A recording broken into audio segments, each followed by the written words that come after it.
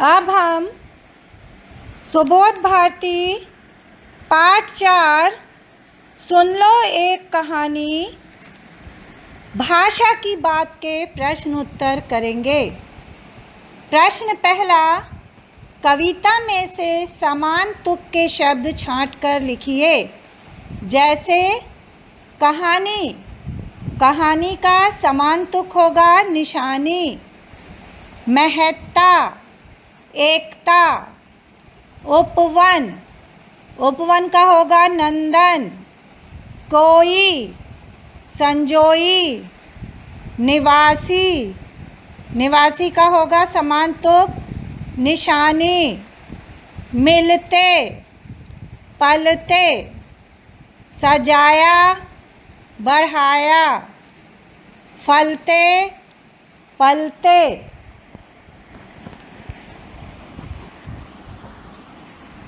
अब हम प्रश्न दूसरा, बहुवचन कैसे बनते हैं समझिए और लिखिए। कहानी, कहानियाँ। निशानी, निशानियाँ।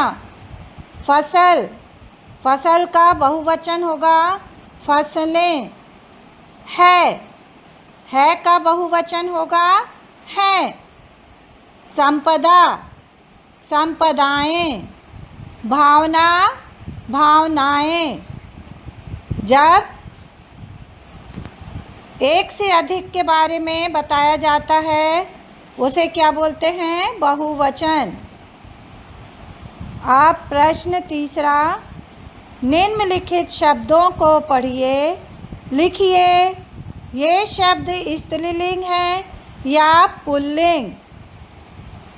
स्त्रीलिंग, स्त्री जाति का बोध कराने वाले शब्द क्या कहलाते हैं? स्त्रीलिंग। और जिन शब्दों से पुरुष जाति का बोध होता उन्हें क्या बोलेंगे?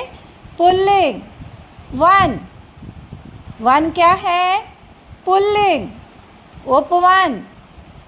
देश, ये क्या है? पुल्लिंग।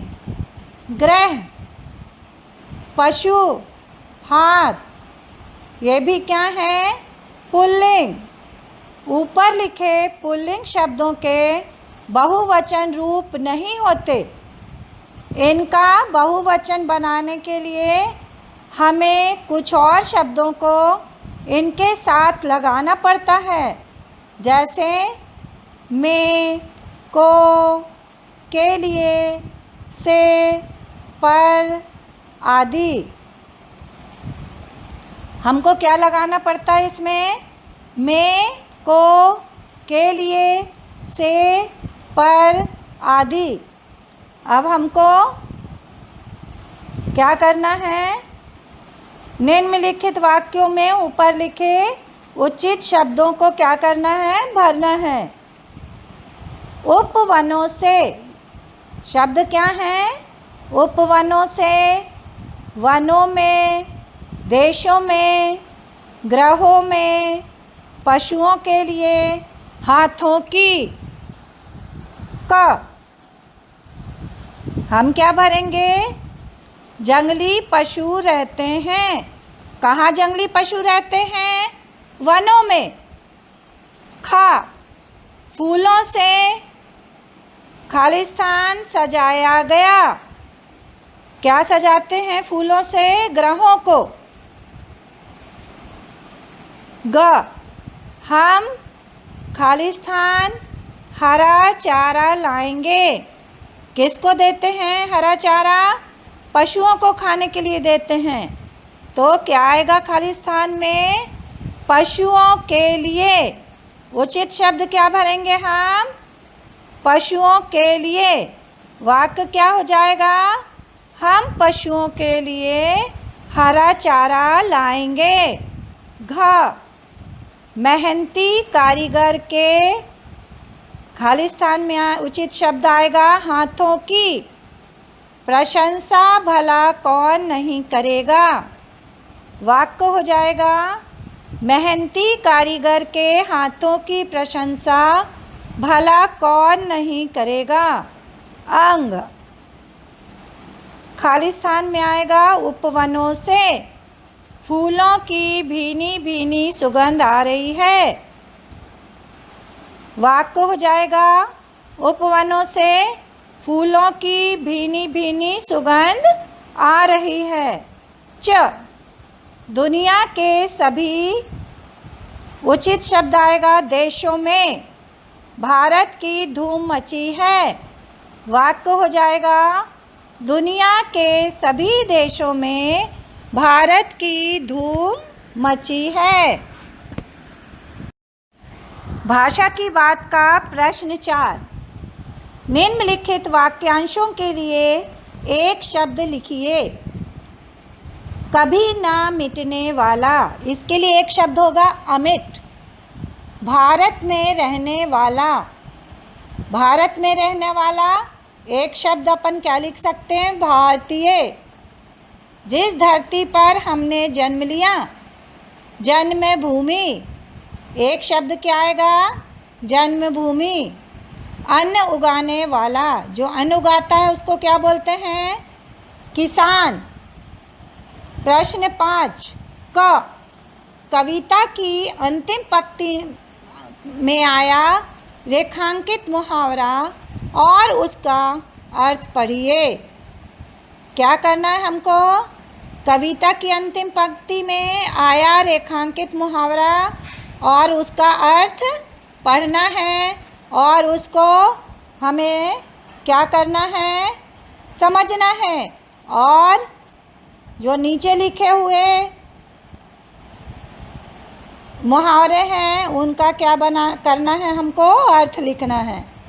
सबने हाथ बढ़ाया, सबने हाथ बढ़ाया, हाथ बढ़ाया का क्या अर्थ होता है? मदद करना। इसी प्रकार हाथ से संबंधित अनेक मुहावरे हैं। नीचे लिखे मुहावरों का अर्थ शब्दकोश से देखकर अर्थ लिखिए और किन्हीं दो का प्रयोग कीजिए।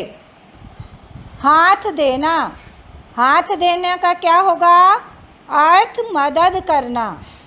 हाथ खींचना, साथ ना देना। हाथ में करना, वश में करना। हाथ मलना, पछताना। हाथ धोना, गवा देना।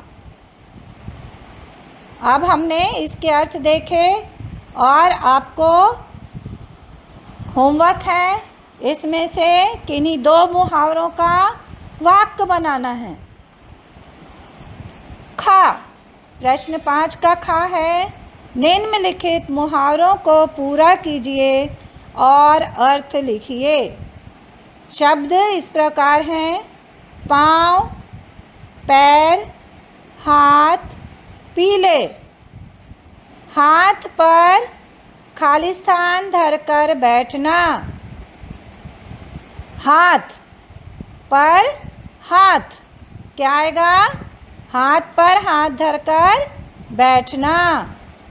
हाथ खालिस्तान जोड़ना, खालिस्तान में आएगा पैर।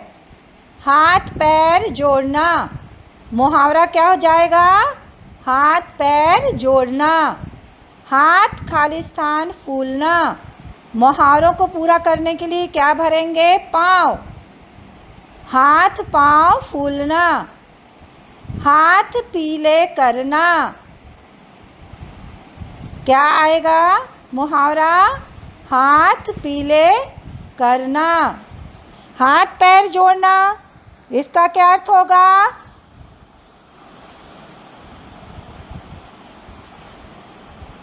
विनती करना। हाथ पर हाथ धरकर बैठना, सबसे पहले क्या है? हाथ पर हाथ धरकर बैठना।